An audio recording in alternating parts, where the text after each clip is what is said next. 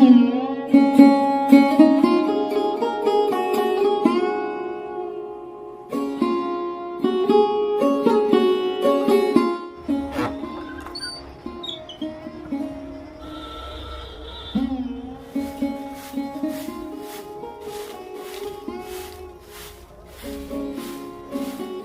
সকাল বন্ধুরা, আশা করি তোমরা সবাই খুব ভালো আছো।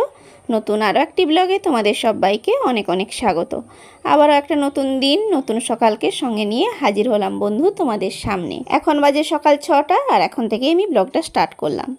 তো এই যে ঝাঁট দিচ্ছি দেখছো, বাড়ির পেছন দিকটায় ঝাঁট দিচ্ছি। বেশ কয়েকদিন ধরে তো টানা বৃষ্টি হচ্ছিল, তার জন্য কিন্তু ঝাঁট দেওয়া আর হয়নি। পেছন দিকটায় কাঁঠাল পাতায় পুরো ভর্তি হয়ে গেছিল। কালকের দুপুর থেকেই বৃষ্টিটা মোটামুটি বন্ধ হয়েছে, দেখলাম যে ঝাঁট দেওয়া যাবে, তার জন্য আগে পেছন দিকটায় ঝাঁট দিয়ে দিয়েছি। আর তারপরে দেখো এই যে আটা মাখছি। সকাল সকাল ঝাঁট দিয়ে কি এতই খিদে লেগে গেছে যে এক গামলা আটা নিয়ে চলে এসেছি পুকুরের জলে আটা মাখবো বলে। হ্যাঁ, পুকুরের জলেই আটাটা মাখছি, তবে আমি খাবো না, একটু মজা করলাম, মাছেদেরকে খাবার দেব। আসলে সারাদিনের মধ্যে মাছেদেরকে যদি সকাল টাইমে খাবারটা দেয়া হয়, ওরা কিন্তু খুব ভালো খায়। সকাল টাইমে ওরা এই ঘাটের কাছে চলে আসে, আর সারাদিন কি বলো তো, পুরো পুকুরে ওরা ঘুরতে থাকে। যেখানে খাওয়ার পরও ওরা ঠিক বুঝতে পারে না। দেখো, আমি একটু হাতের আটাগুলো এখানেই ফেলছি, মাছেদের এসে খাওয়াটা শুধু দেখবে। দেখাচ্ছি তোমাদেরকে, দেখো।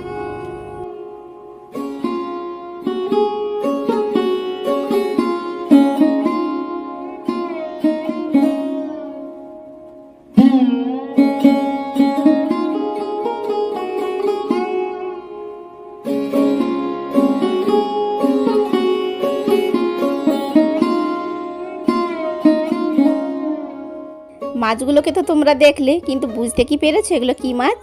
সাধারণ চোখে দেখলে কি মনে হবে এগুলো পুঁটি মাছ। পুঁটি মাছ এসে খাবার খাচ্ছে, কিন্তু না, এগুলো পুঁটি মাছ নয়, এগুলো তেলাপিয়া আর লাইলনটিকা মাছের বাচ্চা। আর এই বাচ্চা মাছগুলো বলেই কিন্তু এতটা সাইডে চলে আসে। ওদের তো ভয় নেই, আর বড় মাছগুলো ভয় পায়, ওরা দূরেই থাকে। ওদের জন্য এই যে গোলা করে করে দূরের দিকে দিয়ে দিই, ওরা খেয়ে নেয়। আর খাওয়ার পর যখন থালা ধুতে আসি, শুধু থালাগুলোকে ডুবিয়ে রেখে একটু ওপরের দিকে উঠে যেতে হবে। একেবারে পুরো থালার উপর এসে বসে যাবে এই ছোটো ছোটো মাছগুলো, দিয়ে থালার মধ্যে এতটুকু কিচ্ছু রাখবে না। ভাত টাত তো যা থাকবে একেবারে সাবার। এসে যখন দেখবো থালা আর ধুতে হবে না, একবারে থালা পরিষ্কার হয়ে গেছে। আর ছোটো ছোটো মাছগুলোর খাওয়া দেখতে কিন্তু খুব ভালো লাগে। এই যে আটা মাখিয়ে দিয়েছি, আমি কিন্তু তোমাদেরকে দেখাবো বলেই এতটা উপরে দিয়েছি। ওরা এতটা উপরেও উঠে এসছে আটা খাওয়ার জন্য, মানে মুহূর্তের মধ্যেই আটাগুলো শেষ। মাছের খাবার যেদিন দেওয়া হয়, তারপরের দিন এইরকম আটা গুলে দেওয়া হয়। বাবা তো এইভাবেই মাছ চাষ করতো, আরও অনেক রকম খাবার দিত, তো মোটামুটি আমরা এভাবেই দিচ্ছি আর কি। তবে যেদিন থেকে এইরকম দেওয়া শুরু করেছি, মোটামুটি মাছগুলো একটু বড় হয়েছে। তো তোমাদের সঙ্গে কথা বলতে বলতে কিন্তু আমার ঝাড় দেওয়াটা কমপ্লিট হয়ে গেছে। এবারে দিচ্ছি নাতা। আজকে ভাবছি যে পুরো ঘরের ভেতরটাই নাতা দিয়ে দেব। সেদিন যেহেতু বারান্দাটা দিয়েছি, বারান্দার এক সাইড, সামনের দিকটা কিন্তু দিইনি। আজকে যে দিক থেকে দিইনি বারান্দার নাতা, সেই দিক থেকেও দেব। আর এই যে রুমের ভেতরটা পুরোটা দিয়ে দেবো। সেদিন ওই বারান্দাটাকে নাতা দিলাম, আবার দেখো 2-3 দিন ধরে টানা বৃষ্টি হওয়ার কারণে ভেজা পায়ে চলতে চলতে, আর ওই যে জল বই, বাথরুমে জল বয়ে নিয়ে যাই, তো ওই কারণে ওই জল পড়ে বা ভেজা পায়ে চলতে চলতে না বারান্দাটা কেমন একটা দেখতে হয়ে গেছে। দেখি যদি পারি এই ঘরের সঙ্গে পুরো বারান্দাটাই নাতা দিয়ে দেব। ভেবেছিলাম যে সামনের দিকের বারান্দাটাই দেবো আজকে, যেহেতু সেদিন দিয়েছিলাম এই বারান্দাটাতে। কি বলো তো, পুরো ঘর বারান্দা নাতা দিয়ে আসতে না অনেকটাই সময় লাগে। আর তোমরা তো জানো আমার ভিডিও করে দেওয়ার কেউ নেই, আমি একা একা ফোন সেট করি, ভিডিও করি, এডিট করি, আবার আপলোড দিই। অনেকটাই সময়ের ব্যাপার। আর এই নাতা দিতে যদি এতটাই সময় লেগে যায়, পুরো কাজগুলো সামলে উঠতে কিন্তু আমার পক্ষে একটু চাপ হয়ে যায়।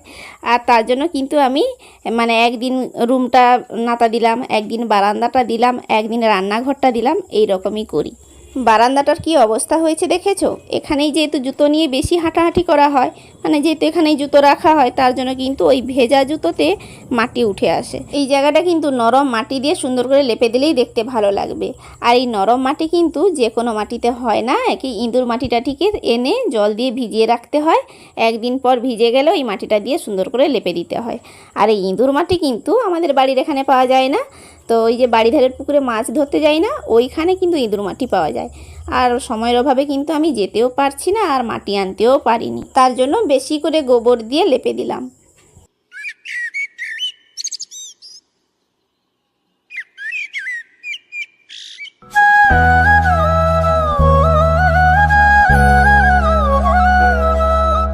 এই যে স্নান কমপ্লিট হয়ে গেছে, আর আজকে কিন্তু শাড়ি পরতে মন হলো, তার জন্য শাড়ি পরে নিলাম। ওই যে যখন তখন মাথায় ঝোঁক ওঠে শাড়ি পরার, বলেছি না তোমাদের, আজকে আবার ঝোঁক উঠেছে শাড়ি পরার। আর এই ঝোঁকটা কখন ওঠে বলো তো? যখন মনটা ভালো থাকে। আজকে রোদটা উঠেছে না, তার জন্য কিন্তু মনটা ভালো হয়ে গেছে।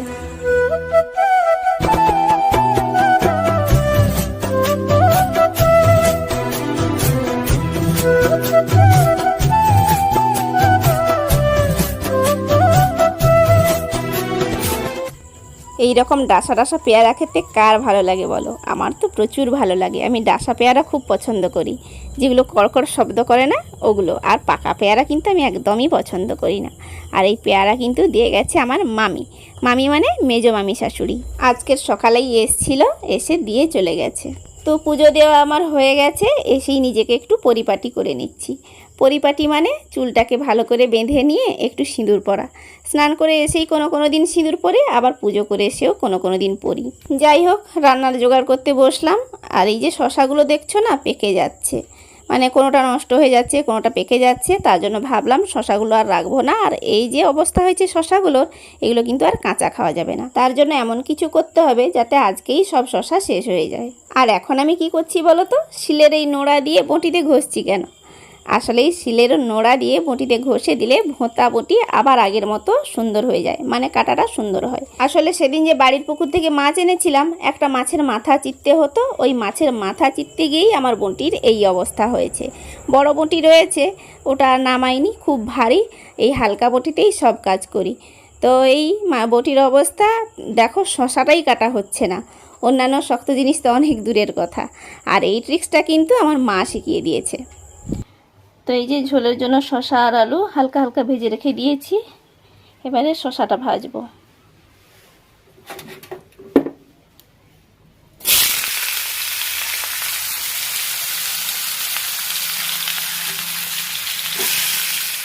বুঝতেই পারছো তাহলে কি কি তরকারি হবে। মাছ রয়েছে, বাড়ির পুকুরের মাছ ভাজা রয়েছে। তো ওই মাছকে এই শশা আলু দিয়ে ঝোল বানাবো আর শশা ভাজবো। এই যে শশাটা ভাজছি, এটা আমি এই রকম করে কেটেছি। কেউ চাইলে কিন্তু চাকা চাকা করেও কাটতে পারো, আবার ঝুরি ঝুরি করে আলু ভাজার মতো করেও কাটতে পারো। অ্যাকচুয়ালি শশা ভাজা কিন্তু খেতে খুব ভালো লাগে। যদি পেঁয়াজ লঙ্কা বেটে ভাজো খুব ভালো লাগে। আমি আজকে আর পেঁয়াজ লঙ্কা বেটে দেবো না, নিজে খাবো, এত পরিপাটি করার দরকার নেই। তো এমনি শশা ভেজে নেবো, আর এমনি শশা ভাজাও কিন্তু খেতে খুব ভালো লাগে। শশা ভাজাটা বসিয়ে দিয়েই কিন্তু আমি ফিল্টারে জল ভরতে চলে এলাম। ওদিকে আস্তে আস্তে শশাটাও ভাজা হোক, যেহেতু এইভাবে কেটেছি ওটা একটু সেদ্ধ হতে সময় লাগবে। আর আমার কিন্তু ওই রকম কেটে শশাটা ভাজা খেতে ভালো লাগে। সবার তো সব রকম ভালো লাগে না, আমি কিন্তু ওই রকমই কাটাটা পছন্দ করি। উচ্ছে ভাজা হলেও কিন্তু আমি উচ্ছেকে গোল গোল করে চাকা চাকা করে কাটি না, এরকম সরু সরু করে আলুর মতো কুচিয়ে কাটি। তো ফিল্টারে যখন জল ভরছিলাম ভেবেছিলাম যে এমনি বসেই জলটা ভরে নেব, কিন্তু দেখলাম যে ঠিকঠাক বসতে পারছি না, জল ভরতে কষ্ট হচ্ছে। আবার গিয়ে চৌকি আনলাম। আর এই ফিল্টারটাকে যেই টেবিলের নিচে রাখা হয়েছে না, এটাকে সরিয়ে দেবো ভাবছি। এই রুমেই রাখবো, অন্য কোথাও দেখি রাখা যায় কি না। মানে এরকমই না, জল ভরতে সমস্যা হচ্ছে। রান্নাঘরে রাখতে পারতাম ফিল্টারটা, কিন্তু রান্নাঘরের ওপরে অ্যাজবেস্টার দেওয়া আছে বলে জলটা গরম হয়ে যায় ওখানে থাকলে। তো আমার জল ভরা হয়ে গেছে। চলো এবার কি রান্না করলাম তোমাদেরকে একটু দেখিয়ে দিই। আর রান্না করার সময় কিন্তু আমি আর ভিডিও করিনি, এই জল ভরতে হতে গিয়েই কিন্তু আমি রান্নাটা করে ফেলেছি। এই সাধারণ রেসিপি আর তোমাদেরকে কি দেখাবো। তবে শশা দিয়ে যদি মাছের ঝোল কখনো করো, তাতে কিন্তু বেশি মশলা দেবে না, ওই আদা রসুন টসুন দিয়ে ঝোলটা বানাবে না। এই শশা দিয়ে আলুর ঝাল করতে গেলে মাছ দিয়ে কিন্তু জিরে ফোড়ন দিতে হবে। টমেটো থাকলে দিতে পারো, না থাকলে কিন্তু পেঁয়াজ আর কাঁচা লঙ্কা দিয়েই সিম্পলভাবেই ঝোলটা হবে। আর নামানোর সময় কিন্তু অবশ্যই হয় ভাজা জিরের গুঁড়ো দিতে পারো, নয় একটু গরম মশলা দিয়ে দেবে। অনেক তরকারি কিন্তু সিম্পলভাবেই রান্না করা হয়, কিন্তু খেতে খুব সুন্দর লাগে। আর এটা তোমরা অবশ্যই ট্রাই করতে পারো, ভালো লাগে। রান্নাটা হয়ে যেতেই কিন্তু গ্যাসটাও মুছে নিয়েছি, আর এই যে বাসনগুলোও ধুয়ে নেব। আসলে একা খাবো তো, এতটা তোড়জোড় নেই। যাই হোক, সমস্ত কাজ কমপ্লিট করে খেতে পারলে কিন্তু মন থেকে শান্তি লাগে যে খাওয়ার পর আপাতত আর কোনো বেশি বাসন ধুতে হবে না। যাই হোক, ভিডিওর শেষের দিকে এসে কিন্তু মনে পড়লো যে আমার কিন্তু নতুন বন্ধুদেরকে স্বাগত জানানো হয়নি। তো বলছি, আমার যে নতুন নতুন বন্ধুরা এই ব্লগটা দেখছো তাদের সবাইকে অনেক অনেক স্বাগত। আর যে বন্ধুরা আমার ভিডিও দেখো তাদেরকে তো অনেক অনেক ধন্যবাদ। আর নতুন বন্ধুদের কাছে একটাই অনুরোধ, প্লিজ চ্যানেলটা সাবস্ক্রাইব করে দিয়ে পাশে থেকো। তো আমার বাসন ধোয়া প্রায় কমপ্লিট। তবে আজ এখানেই বিদায় নিই বন্ধুরা। সবাই সুস্থ থেকো, ভালো থেকো, সাবধানে থেকো। দেখা হচ্ছে নেক্সট ব্লগে। টাটা।